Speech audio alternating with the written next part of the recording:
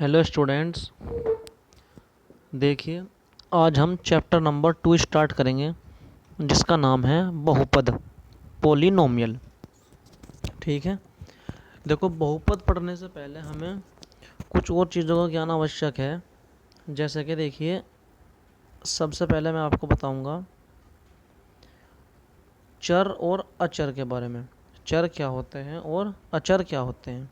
चर को बोलते हैं हम वेरिएबल और अचर को बोलते हैं हम कांस्टेंट। ठीक है, तो इनके इंग्लिश में नाम है। अब चर क्या होगा, देखो शॉर्टकट में देखो मैंने लिख रखा है कि जिनका मान बदलता है वे क्या कहलाते हैं, चर। और कांस्टेंट क्या होता है, जिनका मान नहीं बदलता है। अब मान बदलना ना बदलना मतलब क्या है, देखो उसकी अशुद्ध परिभाषा क्या है चर पद की, कि वह कोई संकेत जिसका मान क्या होता है, बिल्कुल निश्चित होता है, वो क्या कहलाता है, कांस्टेंट कहलावा है, अचर पद कहलावा है, जिनका मान कभी नहीं बदलता। जैसे कि देखिए, ये प्रतीक हो गया हमारा, ये एक तरीके का सिंबल है, एक संकेत है, ये टू, इसे बोलते हैं दो। दो का मान कभी नहीं बदलता, दो हमेशा दो ही रहता है। जैसे फिर हो गया हमारा हमारा थ्री, ये सब क्या है, कांस्टेंट है, इनके मान कभी परिवर्तित नहीं होते। ठीक है, ये अचर पद हैं सभी। ये संकेत है किसका, चार का, प्रतीक है ये चार का, तो ये क्या है, पद चार है। तो कहने का मतलब है जिनके मान कभी नहीं बदलते वे क्या कहलाते हैं, अचर पद कहलाते हैं। जैसे कि हमारा हो गया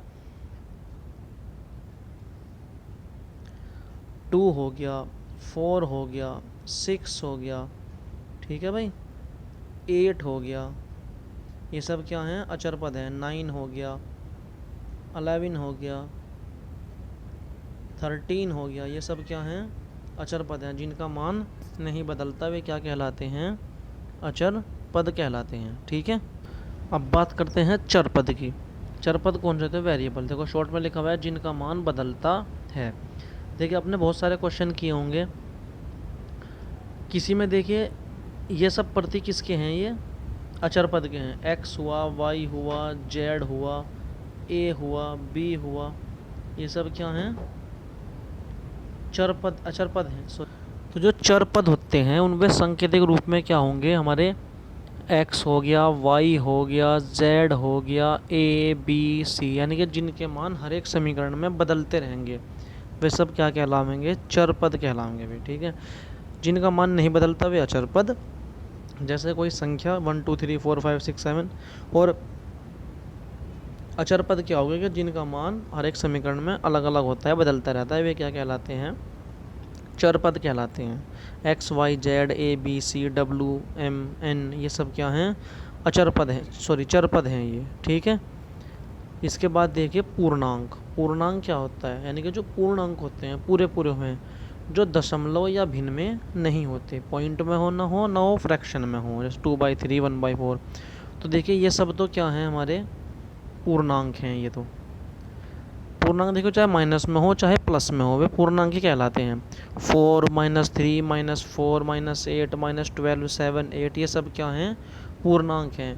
पूर्णांक क्या नहीं होते, देखिए ये पूर्णांक नहीं होते। जैसे कि -3.5 4/3 6/5 4.3, ये क्या नहीं है, पूर्णांक नहीं है, क्योंकि ये और ये तो क्या है, दशमलव में है, और ये क्या है, एक भिन्नात्मक है, फ्रैक्शन है। तो ये पूर्णांक नहीं होने के। पूर्णांक केवल कौन से होंगे, जो केवल पूरे अंक होंगे, चाहे माइनस में हो चाहे फिर प्लस में हो। अब बहुपद देखिए क्या होता है। बहुपद वो होता है जिसमें चर पद की जो घात है वो धनात्मक पूर्णांक होगी। जो चर पद हैं, जैसे कि हमने ले लिया, चर पद हो गया, एक्स हो गया, वाई हो गया, जेड हो गया, ये इनकी जो घात होनी चाहिए ऊपर, ये धनात्मक हो और पूर्णांक हो, प्लस की भी हो और कोई पूरी पूरी संख्या हो। देखिए जैसे कि ये बहुपद में काउंट हो जाएगा 4/x⁴। ठीक है। और ये बहुपद में काउंट नहीं होगा x⁻³ क्योंकि पूर्णांक तो है, ये -3 पूरी संख्या है, लेकिन धनात्मक नहीं है, कैसी है, ऋणात्मक है, निगेटिव है ये। तो ये पूर्णांक, सॉरी, ये बहुपद में काउंट नहीं होगा। सपोज कीजिए x की पावर क्या आ गई, 1/2। इस बार ये धनात्मक है, प्लस की है, लेकिन पूर्णांक नहीं है, 1/2 एक फ्रैक्शन है ये, तो ये भी क्या नहीं है, हमारा एक बहुपद में काउंट नहीं होगा। ठीक है। x की पावर मान लीजिए क्या कि 3/4 पॉजिटिव है, लेकिन फिर से वही पूर्णांक नहीं है, ये भी भिन्नात्मक है, तो ये भी क्या नहीं होने का, एक बहुपद नहीं होने का। अब देखिए बहुपद के कुछ एग्जाम्पल्स देखिए आप, जैसे कि मिल गया पी एक्स बराबर 4x³ माइनस 45x प्लस 3। यहाँ पे x की पावर कितनी है 3, यहाँ पे x की पावर कितनी है 1, और यहाँ x की पावर कितनी है 0 है, क्योंकि वो x नहीं है तो उसमें x की पावर कितनी है 0। 0 भी क्या होता है, एक पूर्णांक ही होता है, तो ये तो बहुपद हो जाएगा, क्योंकि इसमें प्रत्येक पद में x की घात क्या है, एक धनात्मक पूर्णांक है, 3 है 1 है 0 है। ये भी बहुपद हो जाएगा क्योंकि 3 है पावर, यहाँ 1 है और यहाँ पे कितनी है 0 है। नीचे के दो बहुपद नहीं होने के, क्यों नहीं होने, क्योंकि इसमें x की पावर कितनी है 1/2, जो कि क्या नहीं है, एक पूर्णांक नहीं है, तो ये बहुपद नहीं होने का। और इसमें भी पूर्णांक नहीं है घात, कौन से पार्ट में, लास्ट वाले में देखिए x की पावर 2 दिख रहा, 3 भी दिख रहा, आप उसे धनात्मक पूर्णांक नहीं कह सकते, क्योंकि जब ये पावर ऊपर जाएगी तो क्या बन जाएगा, ये x की पावर -3 हो जाएगी। पूर्णांक तो होगी परंतु ऋणात्मक पूर्णांक होगी, ये धनात्मक नहीं होगी, तो इसलिए ये भी बहुपद नहीं होने का। ठीक है, तो ये तो थी बहुपद की डेफिनेशन, कि जिसमें x चर पद की जो घात होती है वो एक धनात्मक पूर्णांक होनी चाहिए, तभी क्या कहलाया जाता है, वो बहुपद। यदि किसी एक पद में भी घात कैसी होगी, ऋणात्मक होगी या फिर पूर्णांक नहीं होने की, तो वो क्या नहीं होने का, एक बहुपद नहीं होने का। देखिए आपकी बुक में से है ये। अब बहुपद के बारे में आगे डिस्कस करते हैं। सबसे पहले बहुपद की घात।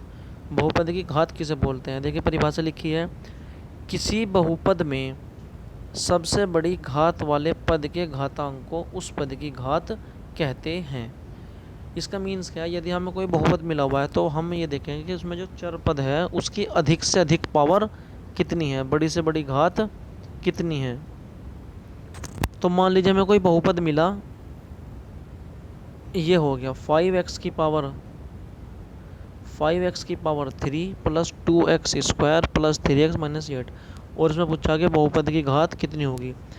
तो जिस बहुपद में बड़ी से बड़ी घात होगी वो क्या कहलाई जाएगी, उसकी घात कहलाएगी। तो क्या लिखा है देखिए, बहुपद इतने में चर राशि x की अधिकतम घात वाला पद, अधिकतम घात वाला पद क्या है, 5x की पावर 3 है, इसका घातांक 3 है, अतः इस बहुपद की घात 3 है।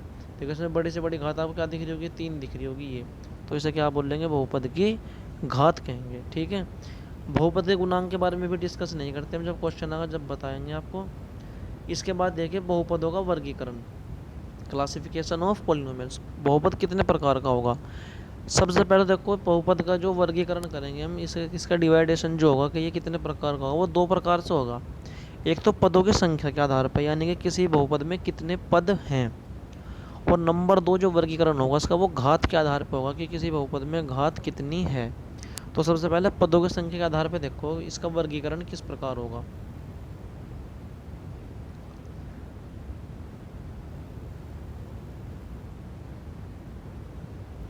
पहला है एक पदी बहुपद, ऐसा बहुपद जिसमें पदों की संख्या केवल एक हो, एक पदी बहुपद कहलाता है।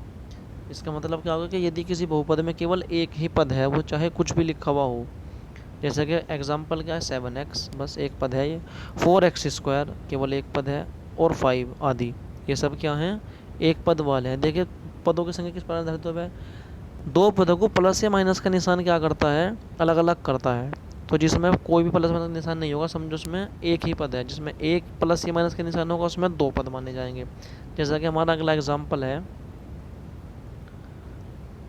द्विपद बहुपद, ऐसे बहुपद जिसमें पदों की संख्या केवल 2 हो, द्विपद बहुपद कहलाता है। देखिए इसमें 2 पद हैं इसमें, ये एग्जाम्पल देखिए 4 + 3x, एक 4 है और एक 3x है, बीच में क्या आ रहा प्लस, यदि एक ही निशान है प्लस माइनस का तो 2 पद होंगे, 2 आते ही 3 हो जाएंगे वे।